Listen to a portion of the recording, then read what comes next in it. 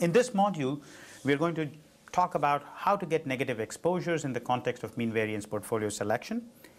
And in doing so, we'll introduce the idea of exchange-traded funds and leveraged exchange-traded funds. Short positions can often result in very high returns, but short positions are very risky. A long position has a limited downside. The lowest price an asset can take is zero, and therefore the largest amount of money that one is exposed to lose is the amount invested. Short positions, on the other side, have unlimited downsides. Short positions are created by selling assets borrowed from a broker, and these have to be repurchased and returned to the broker at a later date. Since the price of an asset can become arbitrarily large, the potential loss from a short position can also be arbitrarily large. So we need a product that has negative exposure, meaning it behaves almost as if it was a short position, but has limited liability, limited downside. One such product is something called an exchange-traded fund. Exchange-traded funds are products that track the returns on stock indices, bond indices, commodities, currencies, etc. This table is something that I took from Bloomberg.com and which gives you some idea of ETFs that are tracking various indices in the world. So Spire S&P 500 tracks the S&P 500 index, iShares Russell 2000. There's another one which tracks the FTSE, the QQQ, the Japan, and so on. You can have exchange-traded funds on any number of different things, commodities, currencies, and so on. If you go to Bloomberg and look for ETFs, you will see lots of different ETFs.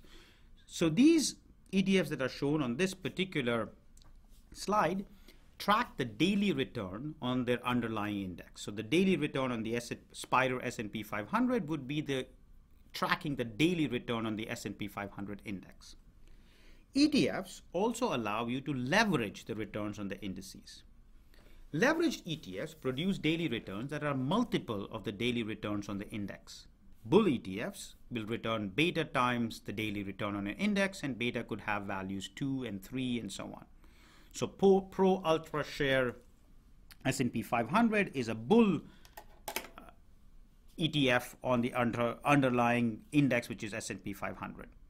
Pro Short is another ETF, which is a leveraged ETF, but it returns a negative number times the daily return. So an inverse ETF returns minus beta times the daily return, and beta can take values 1, 2, 3, and so on. An inverse ETF is a product that can give a negative exposure to the index with a limited liability. And why is the liability limited? It's because you're only exposed to the amount that you bought. You bought $100 worth of an inverse ETF, you can only lose $100, and yet at the same time get a negative exposure. But one has to be very careful when one uses leveraged ETFs in constructing a portfolio. In the next few slides, I'll go over what kind of risks are associated with leveraged ETFs. Before we get down to explaining the source of the trouble with leveraged ETFs, let's understand what happens to the returns on an ETF. And return on an ETF is the return on the underlying index compounded daily. So on a long ETF, it's simply the cumulative return or the gross return on an ETF will be the product of each of the daily returns, just like a stock. The return on a leveraged ETF will be the daily return multiplied by beta. So if you have a beta ETF, and beta can take values plus 2 and 3 or minus 1, minus 2, minus 3, the way you compute the gross return is you take beta times the daily return on the underlying index. That gives you the daily return on the ETF. You multiply it all the way through, and you end up getting the gross return over T periods. The return itself is actually constructed by investing in derivatives return on the index rather than buying the stocks in the index. This daily compounding has consequences that are not immediately obvious. On the next slide, I'm going to work through and explain to you how, depending upon whether the ETF is simply a long ETF or it's a leveraged ETF, often our intuition about daily returns can go wrong. So here's a simple example. Suppose you have an index. The index value today, let's say time t equal to 0, is 100. At time t equal to 1, let's say day 1, t equal to 1, it goes up to 105. and at time t equal to 2, which is day 2, it comes back to 100. So if you look at what happened over this period, nothing changed. You went up and then came down. So really, there was no level shift. The only thing that you experienced over this period is volatility. Went up and down. So if you had bought the index, you would have bought the index at 100. The value would have gone up to 105 and then come down. If you had bought a long ETF, what would have happened? Suppose the current value of the ETF for the index was 100. Then on day 1, the price of the index would have been 100 times 1 plus R1, which is 105. Perfectly tracking what is going to happen. So it would be 100 here. It would have gone up to 105. And what happens on day 2? The ETF will go down by 105, which is the current price, times the return on day 2, and it would have dropped back to 100. So far, when you're looking at what happens to just a plain vanilla long ETF and the index, they're tracking. Now let's see what happens to a bull ETF.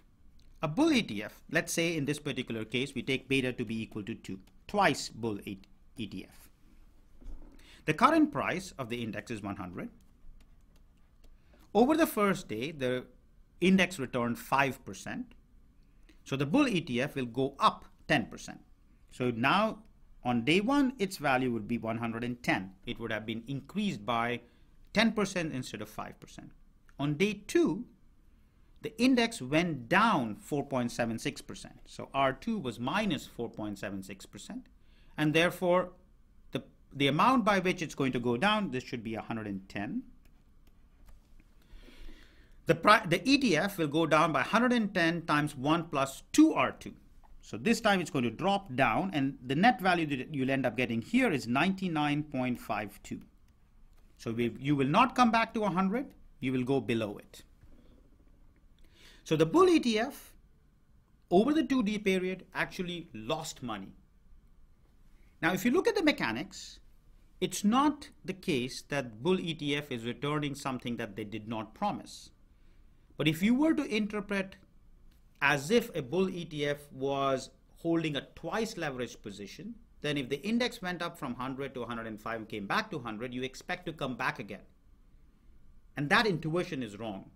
You end up losing money because in every day you're compounding by twice. So if you make money and the next time you lose double, you end up losing much more than what you made over the first period.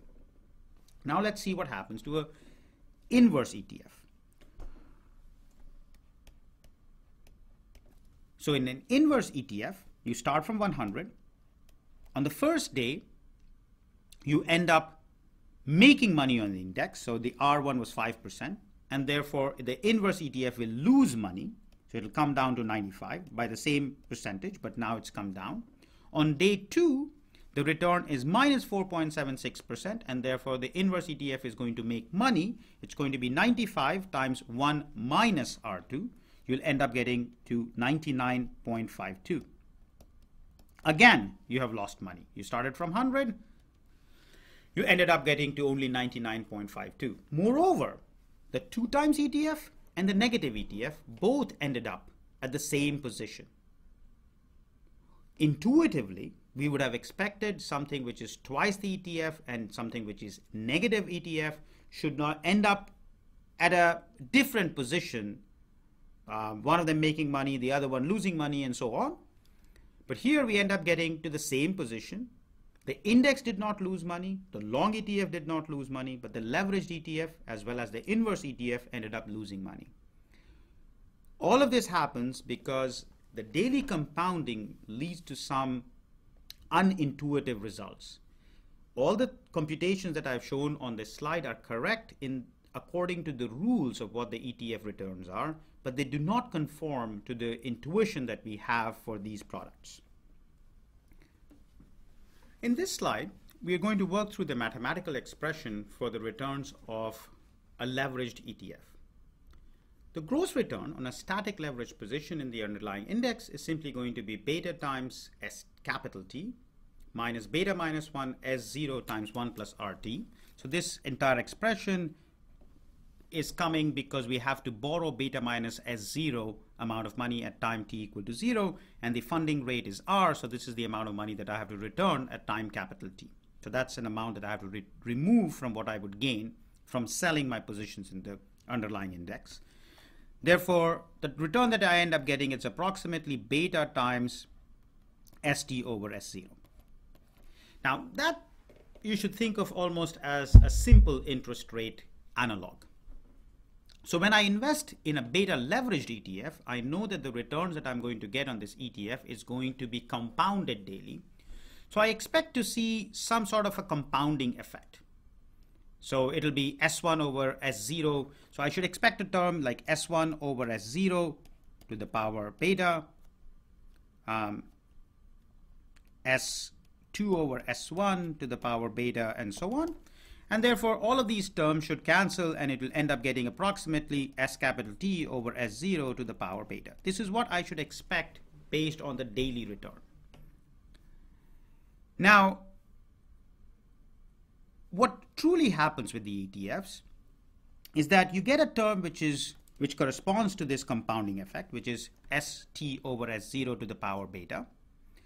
You get a term that corresponds to the expense ratio, which is sort of similar to this term up there. You get another term which is an expense associated with the ETF itself, which is FT. And then you get a third term which corresponds to the volatility of the returns over the period 0 to capital T. SI over SI plus 1 squared summed from I equals 0 to n minus 1. And the reason I'm using n here and not capital T is because n is the number of daily observations between time 0 and time capital T. So this term over here corresponds to the volatility. And unless the term beta squared minus beta is equal to 0, this extra term, which corresponds to the volatility, drags the return down. So there's a minus sign in front, and that minus sign drags the return down on a leveraged ETF. Effectively, the leveraged ETF is short on volatility. And so in markets that are associated with high volatility, we expect that the performance of the ETF will be much worse than the compounding rate that we expected to take.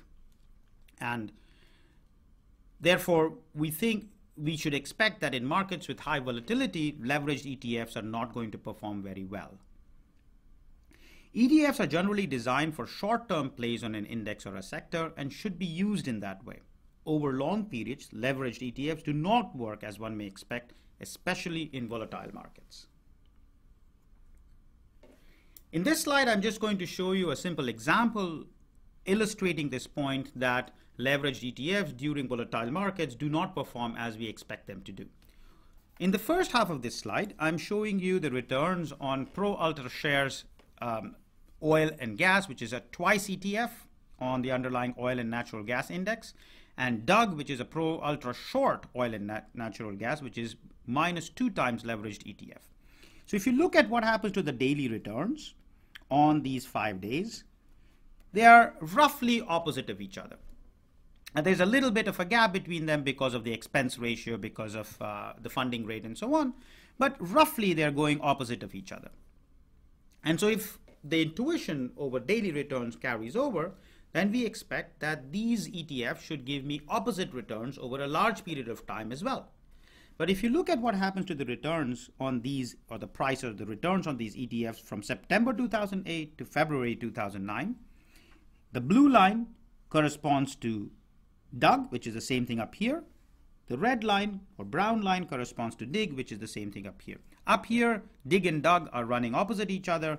Down here, because of the volatility, both DIG and DUG get dragged down. The prices of both of these ETFs get dragged down.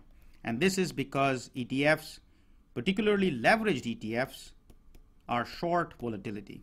They do not perform very well when the volatility is large.